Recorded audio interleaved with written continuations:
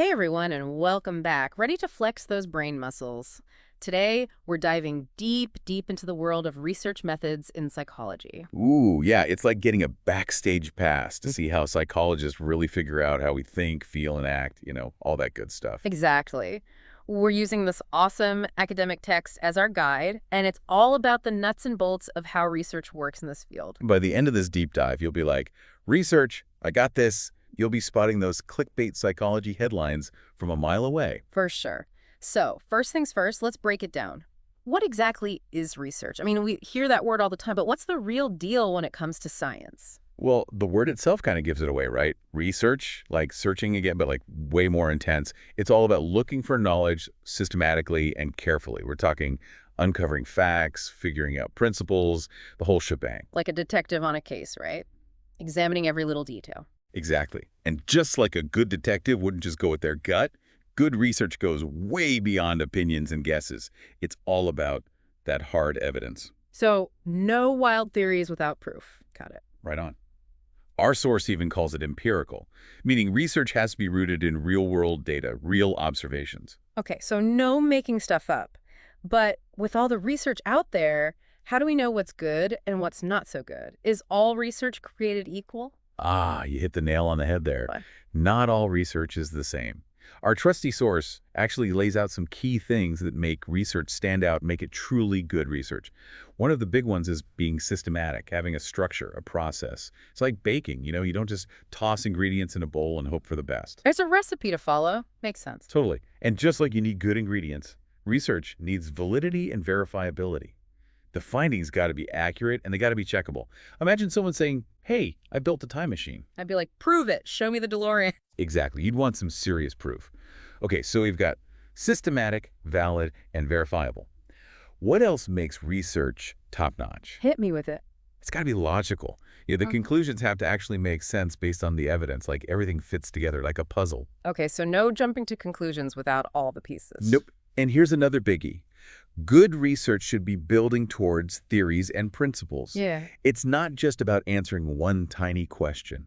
It's about understanding the bigger picture. It's about connecting the dots and seeing how it all fits together. You got it. And last but not least, good research needs to be replicable. Replicable, meaning Meaning other researchers should be able to follow those same steps and get similar results. Like a recipe. Someone else should be able to bake that same cake using your instructions. This shows the findings are solid, not just a one-time fluke. okay, so it's like quality control for research. I like it. So we've got a handle on what makes research legit. What's next on our research journey? Well, our source breaks down the research process into two main phases, kind of like two sides of the same coin. The context of discovery and the context of justification. Ooh, those sound fancy. Break it down for me. What happens in each of those phases? Think of the context of discovery as that light bulb moment, the eureka. It's where researchers get a fresh idea, a new angle. It could come from anything, an observation, question, even noticing something missing in current research. It's that initial spark, the inspiration that gets things rolling. Exactly. It's all about generating new ideas, new possibilities, but then comes the context of justification. Ah, so that's where the real work begins. You got it. This phase is about testing those shiny new ideas, seeing if they hold up under pressure. Researchers get down to business, gathering data, analyzing it, and seeing if their hunch was right. So it's like going from, I wonder, to let's find out. Exactly. They're rigorously examining their hypotheses, like putting them through a trial by fire. But how do they actually do that? Do they have a plan, like a step-by-step guide? That's what I'm wondering. Well, our source outlines 7 key steps in the research process.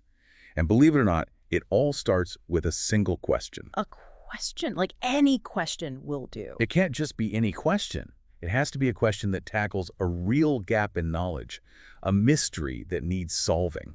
So researchers are like detectives, searching for those missing pieces of the puzzle? Precisely. And once they've found that perfect question, the one that's going to drive their research, they move on to step 2, formulating a hypothesis. Oh, yeah, the hypothesis. That's like their best guess, right? Their prediction about what they think the research will show. It's a bit more than just a guess. It's an educated guess, one that's testable, one they can actually investigate. It's like saying, okay, if this is true, then we should see this happen in our study. So it's like setting a target for their research to hit. I like it. Exactly. And once they've got that target in sight, they move on to step 3, which is all about identifying, manipulating, and controlling those tricky things called variables. Variables. Remind me again what those are all about. Think of them as the things that can change or vary in a study. The independent variable is the one the researcher changes on purpose. Okay, so it's like the potential cause in a cause and effect situation. You got it. Like if a researcher is studying how sleep affects memory, the amount of sleep would be the independent variable. They might let some people sleep a lot and others very little. And then they'd see how that affects their memory, which would be... The dependent variable, that's the outcome, the effect you're measuring. Okay, starting to click now.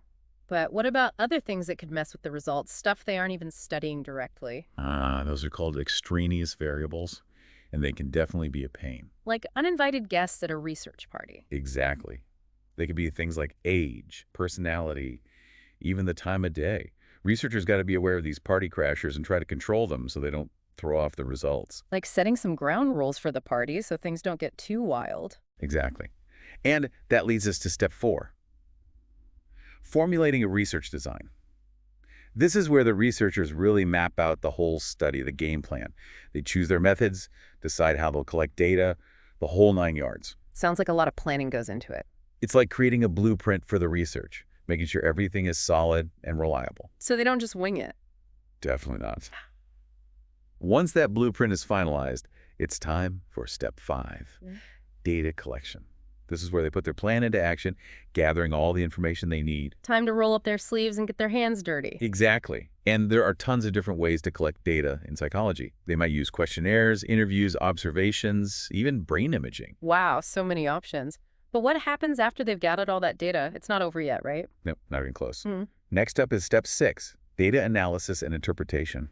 They got to take all that raw information and figure out what it all means. So it's like having a giant pile of puzzle pieces and trying to put them together. That's a great way to think about it.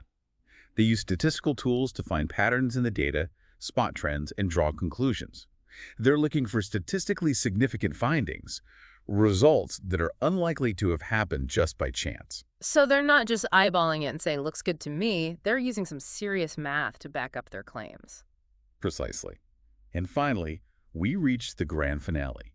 Step 7, drawing conclusions and sharing those findings with the world. They decide whether their hypothesis was supported, discuss what it all means, and share their work with the scientific community. So it's about connecting those puzzle pieces and revealing the bigger picture, and then sharing that picture with everyone else. Exactly. It's about contributing to that ever-growing body of knowledge and inspiring future research. All right, let's jump back into those 7 steps, the research process roadmap. It all starts with a question, kind of like a puzzle waiting to be solved, or a mystery begging to be unraveled. Yeah, that burning curiosity, that's what gets researchers going. But like we said before, it can't just be any old question. Oh, absolutely. Our source makes it super clear that a good research question, it's the foundation of the whole study. It's got to address a real knowledge gap, like a missing puzzle piece. So no researching if Bigfoot is real or how to build a teleportation device, though I gotta admit, those would be some cool studies. Huh. Maybe someday. But for now, we're sticking to questions that can be tackled with, actual science.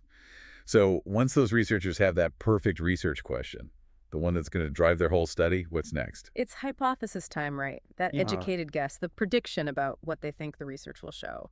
It's a little more than just a guess, though. It's got to be testable, something they can actually investigate. It's like saying, okay, if this is true, then we should see this happen in our study. So it's like setting a target for their research, right? I like that analogy. Exactly. And once they've got that target in their sights, it's time to tackle those variables. Remember those. The independent, dependent, and extraneous ones. Yeah, those are still kind of swirling around in my brain. Maybe a real-world example would help. Okay, imagine a researcher wants to see if a new study method helps students do better on tests. That study method, the thing they're changing, that's the independent variable. Got it. So it's like the potential cause that might lead to a change in something else. Right on. And the outcome, in this case, how well students do on the test, that's the dependent variable, the effect. So it's like a cause and effect experiment. Change the study method, see if it causes a change in test scores. You got it. But here's where those extraneous variables come in. Remember those party crashers? Mm-hmm. What if some students already had awesome study habits? Or what if some were just having a bad day when they took the test? Ah, I see. Those sneaky variables could mess things up, make it hard to tell if it was really the new study method that made a difference. Exactly. And that's why researchers work so hard to control them, maybe by picking their participants carefully or designing their study in a way that minimizes those outside factors. So it's all about creating a fair test, making sure it's really the independent variable that's causing the change. Yep. Which brings us to step 4, formulating the research design. This is where researchers map out the whole shebang, the entire study. They pick their methods, figure out how to collect their data, the whole game plan. It's like creating the blueprint for the research, making sure it's built on solid ground.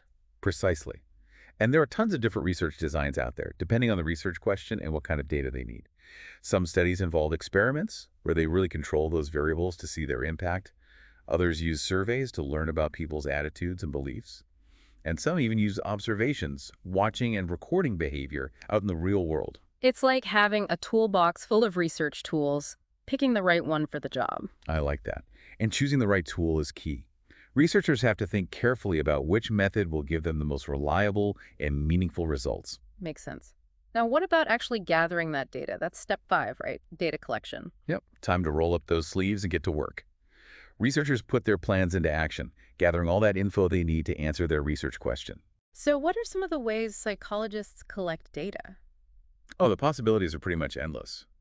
They might use questionnaires to get info directly from people, conduct interviews to really dig deep into personal experiences, or even use brain imaging to see what's happening inside the brain. Wow, so it's not just about watching what people do, they can actually see what's going on inside their heads. Exactly. And that's one of the coolest things about psychology research, combines those objective measures with people's subjective experiences, their thoughts and feelings, because it's a really rich understanding of how the mind works. That's awesome. But once they've got mountains of data, what do they do with it all? It's not just about piling it up and hoping for the best, right? Definitely not. That brings us to step 6, data analysis and interpretation. This is where researchers become data detectives, sifting through all that information, looking for clues and patterns. So it's like solving a giant puzzle, but the pieces are data points instead of like colorful cardboard. Perfect analogy. They use statistics, those math tools, to analyze the data, find trends, and draw conclusions. They're looking for statistically significant findings, meaning the results probably didn't happen just by chance. So they're not just going with their gut feeling. They're using some serious brain power to make sure their conclusions are solid. Right. And then comes the grand finale, step 7, drawing conclusions and sharing those findings with the world. Researchers think about what the data means, see if it supports their hypothesis, and discuss the implications of their work. So it's about connecting those puzzle pieces, seeing the bigger picture, and then sharing that with everyone else. Exactly. It's all about contributing to our collective knowledge and inspiring even more research in the future. Wow, this is really making me think about research in a whole new way. It's not just a bunch of steps. It's a dynamic process, with creativity, critical thinking, and rigorous testing all mixed together. You got it. And now I think it's time to shift gears a bit and talk about the researchers themselves. The minds behind the research. What makes a truly great researcher? Ooh, yeah, let's get into that. I'm curious to hear what you think. It's amazing how much creativity goes into designing these research studies. It's like they're always coming up with new ways to unlock the secrets of the mind, like explorers charting new territory. Exactly. And speaking of exploration, our source talks about how research has these 2 distinct phases or contexts, the context of discovery and the context of justification. Yeah, we touched on those earlier, but I'm ready to dive a little deeper. What makes those two contexts so different? Imagine a researcher totally fascinated by the power of music, like how it can make you feel things, bring back memories, even change how you act. Ooh, I love that. Music is so powerful, right? Totally. So this researcher might start by just observing how people react to different types of music.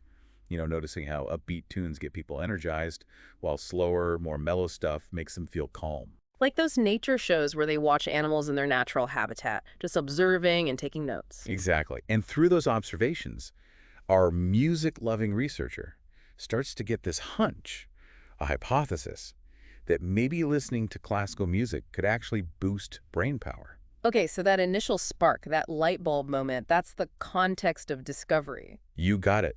It's where ideas are born, where curiosity and observation lead to those new hypotheses, those potential research avenues. But it doesn't end there, right? They don't just go with their gut feeling. Nope. That's where context of justification comes in. Time for some serious testing and critical thinking. So it's like taking that rough idea and polishing it, refining it through, like, the scientific method. Perfect analogy. Our researcher, with their hypothesis in hand, would then design a super-controlled experiment to see if their hunch about classical music actually holds up. They might have some people listen to classical music and others just sit in silence, then give them a brain teaser to solve and compare the results. So it's not just, oh, I noticed this one time. They're actually putting their hypothesis to the test in a structured scientific way. Exactly. Context of justification is all about evidence, rigor, and a healthy dose of skepticism. It's about going beyond those initial hunches and really putting those ideas through the ringer. It's like having a great idea for an invention, but then you actually got to build it and see if it really works. That's a great way to put it. Context of discovery is about generating those cool ideas, and context of justification is about making sure they're actually legit. They work together, kind of like a research power couple. I love that. And it's that back and forth between exploration and validation that keeps research moving forward, pushing the boundaries of what we know and leading us to a deeper understanding of, well, everything. This is making me think about research in a whole new light. It's not just a straight line. It's this dynamic process of creativity, critical thinking, and rigorous testing. You got it. And as we wrap up our deep dive into research methods, I think one of the biggest takeaways is how important it is to be an informed consumer of research. Yeah, especially these days, with so much information flying around, it's hard to know what to believe. Absolutely. So when you come across research findings, in the news or online or even just in conversation, remember what we talked about today. Ask questions, think about where the information is coming from, and don't be afraid to dig a little deeper. Be a research detective, examine the evidence, and draw your own conclusions. Exactly. And remember, research is always evolving. New discoveries pop up all the time, challenging old ideas and opening up new possibilities. It's like a lifelong learning adventure, always seeking out new knowledge. Right on. And who knows, maybe someday you'll be the one making those groundbreaking discoveries, adding your own piece to the puzzle. This deep dive has been awesome. It's given me a whole new appreciation for the power of research and the amazing work that researchers do. I'm so glad to hear that.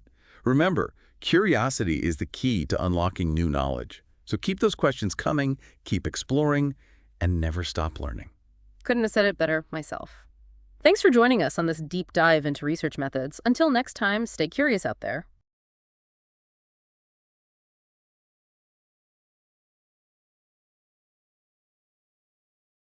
Thanks for watching.